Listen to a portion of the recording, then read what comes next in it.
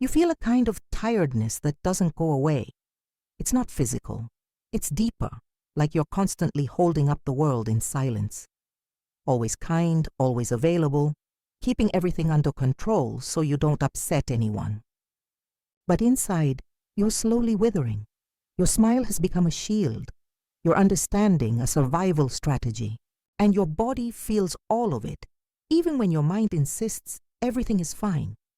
Since you were little, you were taught that pleasing others was a sign of good character, that being sweet, polite, and flexible was the way to be loved. So you slowly pushed aside your emotional boundaries, forgot your desires, silenced your voice. But the more you gave, the less you seemed to be seen. And at the end of the day, you're left with this unfair feeling that being too much of a nice girl has cost you way too much. It's time to look at this honestly, because maybe what you've been calling kindness is really just the most polite way of erasing yourself. And what if this whole story, that being a nice girl is the right thing, was really just the most elegant way to keep you small? You keep trying to do everything right. You're always available, helpful, avoiding conflict, making sure no one feels uncomfortable, and yet discomfort lives inside of you. It's not that love is missing, it's that you're exhausted from loving alone. The problem isn't being good. It's how much that kindness has silently cost you. Here's something no one talks about. There's a kind of exhaustion that comes from constant emotional vigilance. You measure your words, swallow your pain, anticipate reactions. You live on alert, even when you smile, and it takes a toll. It drains your energy, your presence, your joy of living. Being a nice girl has become a heavy armor, and you no longer know if you're caring or begging to be accepted. There's a hard truth here. The more you try to avoid conflict on the outside, the more it grows inside of you. And that's why you feel this unseen exhaustion, this emptiness disguised as sweetness, this weight no one sees, but that follows you every day. But what if I told you that this character you've learned to play was never really you? From an early age, you were taught that being good was enough, that if you were kind, polite, and fair, the world would treat you with respect. That belief was given to you as a silent promise. Be a good girl, and everything will work out. But that promise never came true. And maybe you're starting to realize that it was never about fairness. It was about control. The story that the good ones win was told to keep you predictable, pleasant, harmless. Women who question, who confront, who take a stand are called difficult.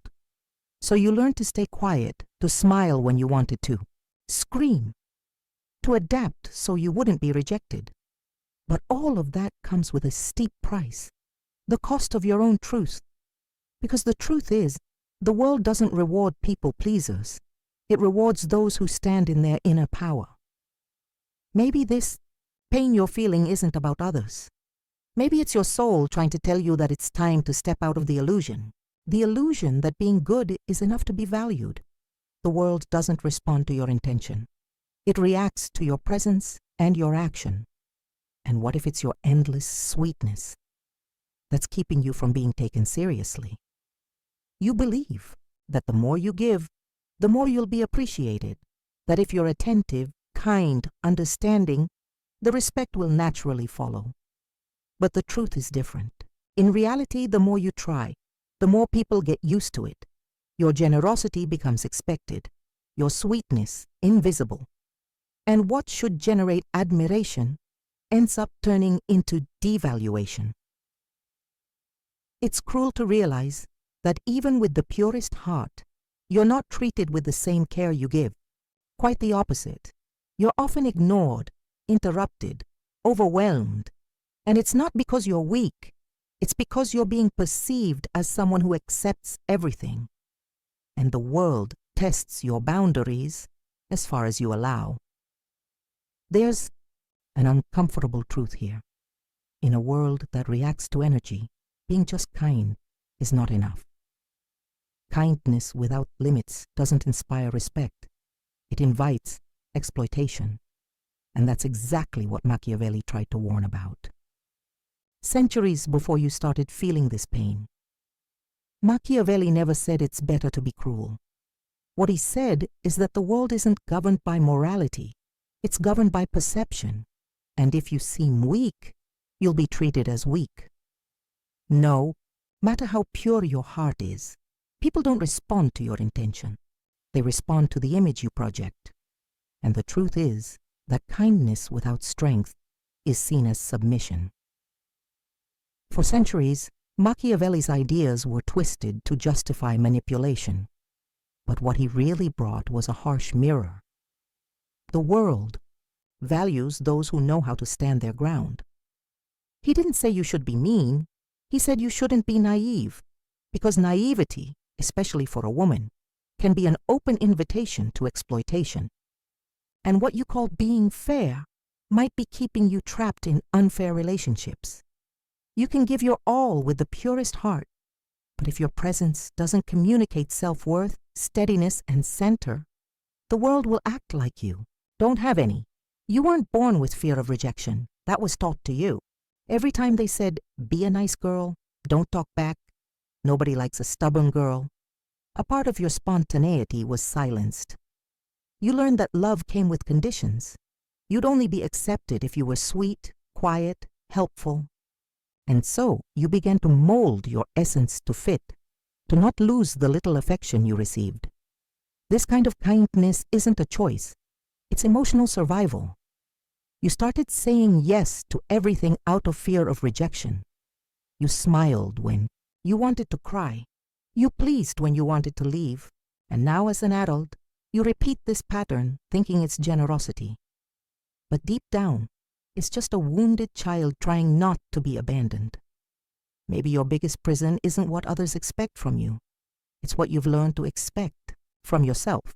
Because if saying no makes you feel guilty, it's a sign that your yes still comes from fear. You've learned to take pride in your empathy, to feel noble for understanding others, for making space, for giving in. But no one taught you to distinguish empathy from emotional submission. What you call caring is often just fear of upsetting someone. Fear that if you're firm, you'll be called cold.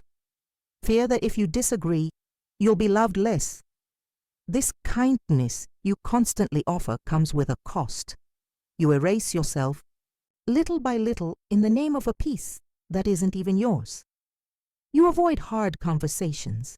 You silence your truth. You make concessions you don't feel. And before you know it, you're stuck in a pattern where others always come first, and you come last, all dressed in the beautiful label of empathy.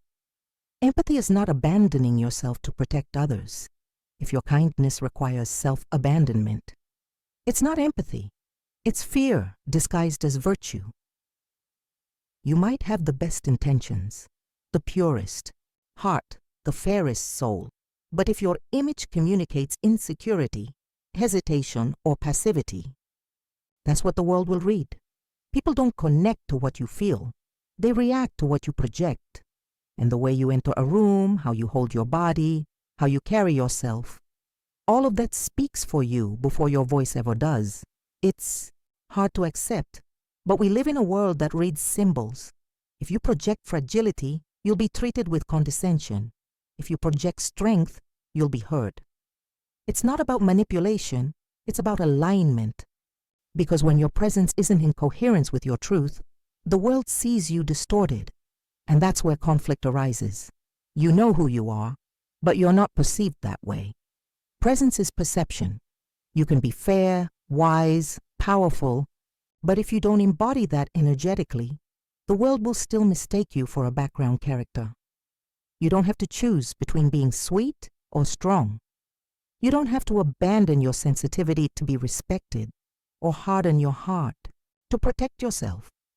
What you need is to stop believing that strength and love are opposites, because they're not. An awakened woman knows when to hold and when to walk away, when to offer warmth and when to create distance. The problem was never your kindness. The problem was learning to use it as the only way to feel safe. But without firmness, even your light becomes an easy target. Balance isn't about pleasing or attacking. It's about conscious presence. It's knowing that both the lioness and the healer live within you, and both are sacred. Your mission isn't to be accepted by everyone. It's to be true to yourself. You can be compassionate and still be feared. You can be generous and still be firm. It's common when you begin to awaken to fear becoming too harsh, fear of hurting, of growing distant, of becoming what once hurt you. And so, many women prefer to keep being nice. Girls, even when it hurts. They confuse authenticity with aggression and firmness with coldness. But these are entirely different things. Stop people-pleasing doesn't mean abandoning love.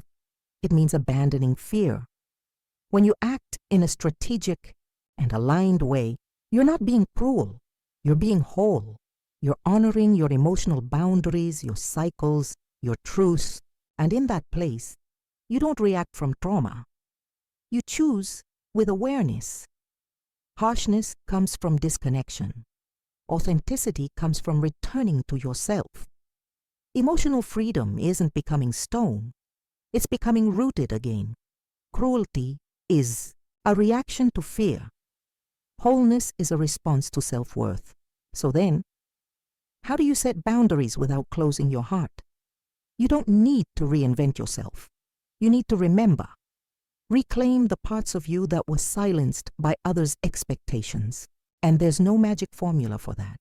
But there are choices. Small daily actions that realign your energy, your voice, and your presence.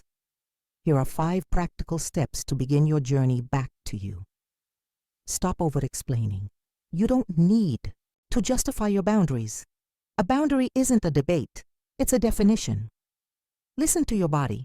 It always warns you when something crosses your true yes. Pause before saying yes. Breathe. Saying I'll think about it is an act of sovereignty. Write it before you swallow it. Writing is a rehearsal for speaking. Surround yourself with empowered women. Be around those who live their truth. Every time you choose to act with awareness, you reaffirm your self-worth, not just to the world, but to yourself. Because when you stand in your truth, you don't lose love.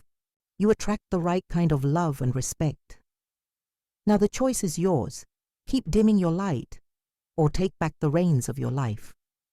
You spent your whole life trying to be good enough to be accepted. You molded your tone, your reactions, your choices, all to maintain connections.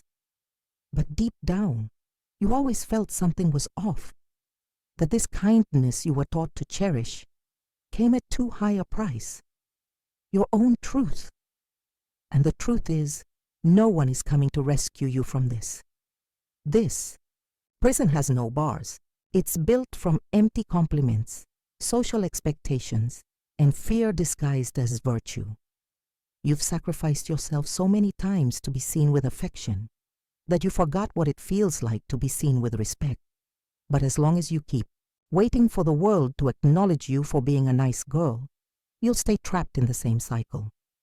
The world only respects those who self-respect. You won't be free while you keep asking for permission to exist. And now, I ask you with all the courage this journey demands, do you want to be loved, or do you want to be free? You don't need to become someone else. You just need to remember who you were before you learned to stay silent. This video was a mirror, maybe a painful one, but a necessary one. And if it touched you, leave a comment. I choose respect before applause. Share this video with a woman who's still stuck in the nice girl spell. You could be the spark that awakens another woman from this illusion. I want to know, when did you realize you were betraying yourself in the name of someone else's acceptance? Share it below. This isn't just a vent, it's collective healing. And finally, the world changes when one woman awakens, but when many awaken together, the world bows down. You belong to this silent revolution, Queen, and now it begins within you.